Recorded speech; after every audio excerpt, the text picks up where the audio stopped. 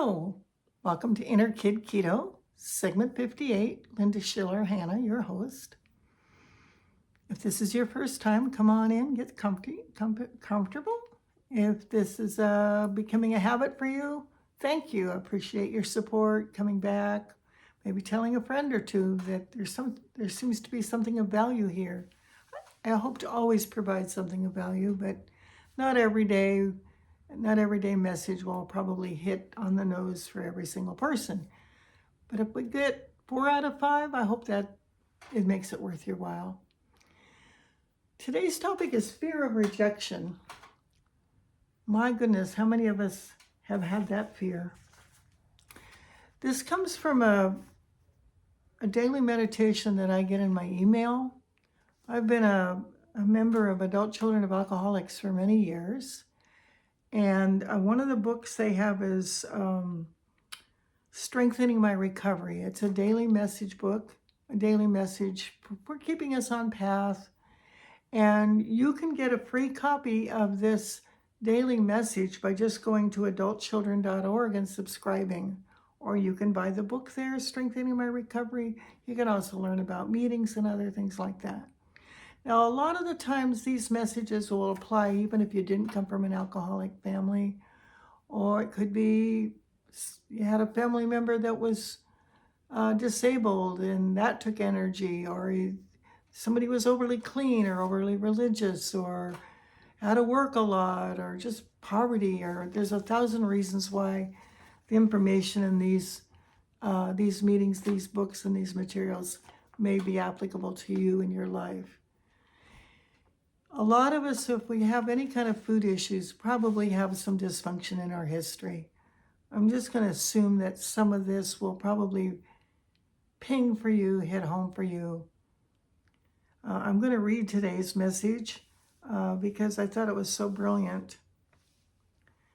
And if you don't identify as an adult child of an alcoholic, that's all right. Just say, this human being on the planet.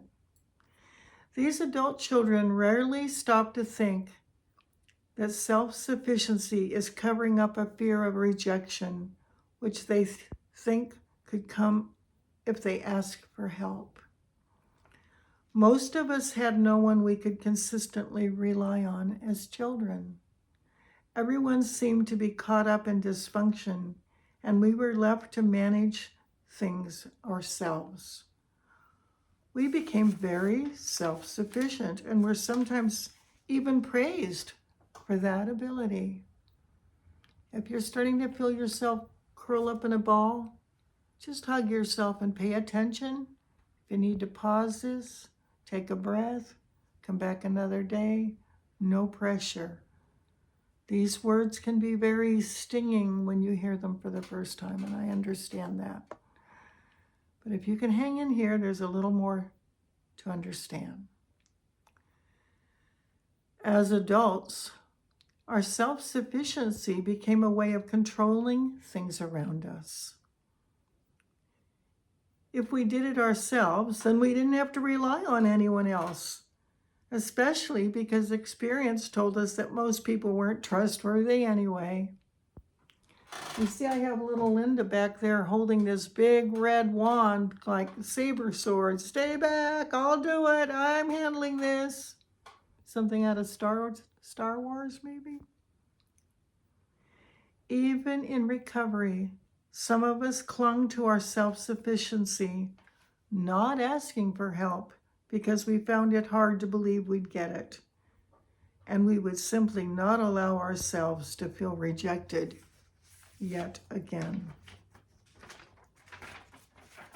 But as we continued to go to meetings, which they're talking about the 12-step meetings like Adult Children of Alcoholics meetings, and I'll tell you how to find those in a moment, we gradually heard the truths we needed and became stronger.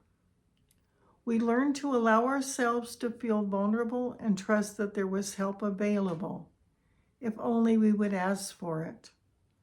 Help in our recovery, help in our work life, help in our personal life. On this day, I will give myself the gift of asking for help, whether it's in my recovery or anywhere in life. And this comes from the March 20th day, page 83 in that book, Strengthening My Recovery. Now, if you're curious about finding the Adult Children of Alcoholics website, you just go to www.adultchildren.org, ORG for organization. And at the top, they'll have a cool place where you can click for meetings, and they're all around the world. Some are in different languages, all the time zones, the Zoom access code. Meetings are free.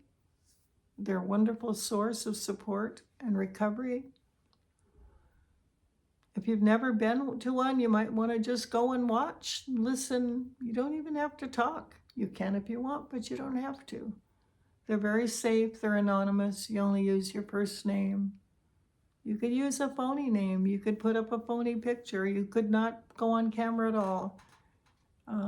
I've been finding these Zoom meetings incredibly helpful, especially since COVID started. A lot of the meetings just went on Zoom because it was the easiest way for us to get together. And once we got that, we kind of stuck with it. There are some in-person meetings too, so you could go there and check it out. They'll tell you where they meet. So, beautiful child of God, thank you for coming back today. Thank you for noticing if you tend to be strongly self-reliant, almost to a fault. How easy is it for you to ask for help?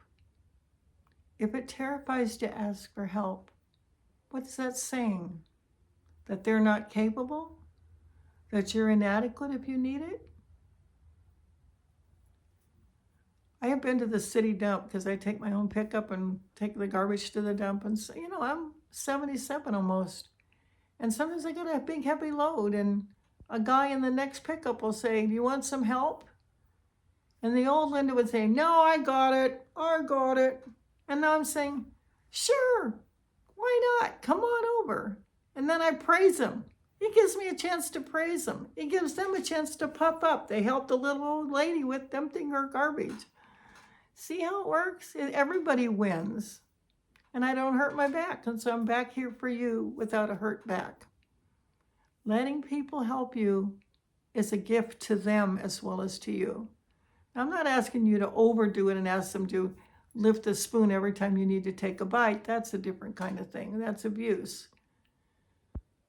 But it's okay to ask for help. So I want you to hug yourself.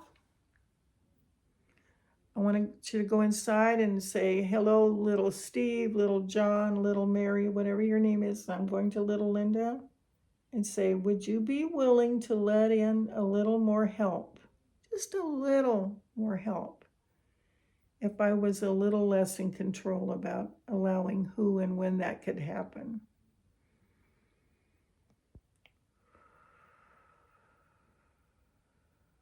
Just a little more help.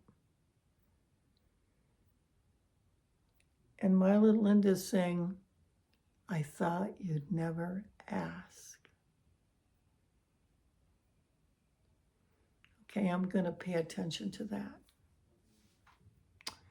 So maybe little Linda over here doesn't need to have the big bad wand. Maybe she can just say, Mom, would you hold me?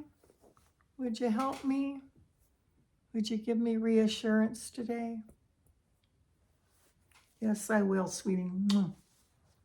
Yes, I will. Try to be there a little more for yourself than you were last week. Just a little more, okay? God bless you. See you tomorrow. Bye-bye.